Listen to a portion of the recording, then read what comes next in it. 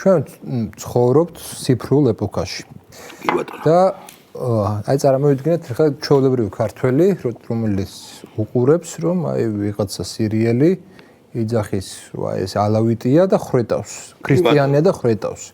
მე ერთი თითის მოძრაობით ხედავს, რომ ფონდერლაინს ხდება, ხო? და ტრამპს. და მე ის განზღავს. მე კიდე გადართავ და ხედავ, რომ აქ რაღაცა უკრაინაში როგორ ფეთქდება ის ქარხნები, როგორ ფეთქდება ქალაქები, ქვანახშირად რომ არის მთლიანად ეს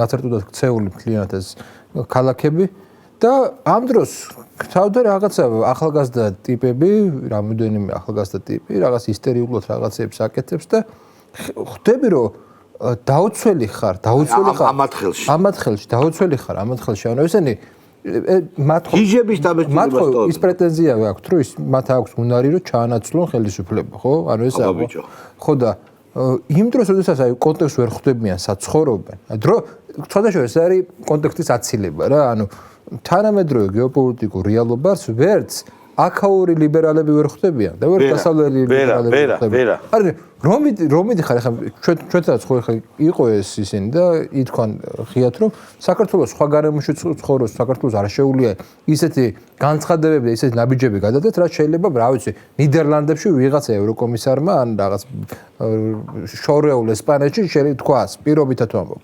იმიტომ რომ შორს არიან ისინი ამ რეგიონიდან. რეგიონი არის ძალიან რთული რეგიონი. ყველა ომი თითქმის აქ არის, ხო?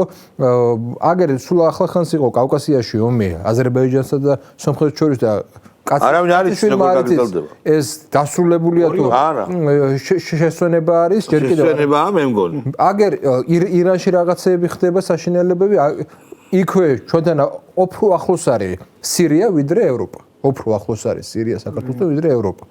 და ამ დროს გამოდიან ვიღაცა ტიპები, რომლებიც ადეკვატურობას არ აჩვენებენ. ანუ ადეკვატურობას არ ჩვენ ხო რა გვინდა რეალურად.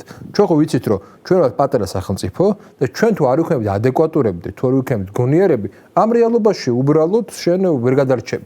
სტრატეგია მათთვის სწორი ქონოდათ, მათ პირველ რიგში უნდა ეჩვენებინათ რომ ისინი არიან გონიერები.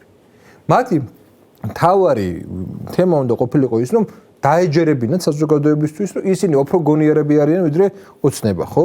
ამის აბსოლუტურად საპირისპირო სტრატეგია აირჩიეს. გვაჩვენებენ რომ ისინი იმდენად ემოციურები, იმდენად გიჟები, იმდენად არანორმალურები არიან, რომ და ეს ყოფილა თურმე ქვეყნის სიყვარული.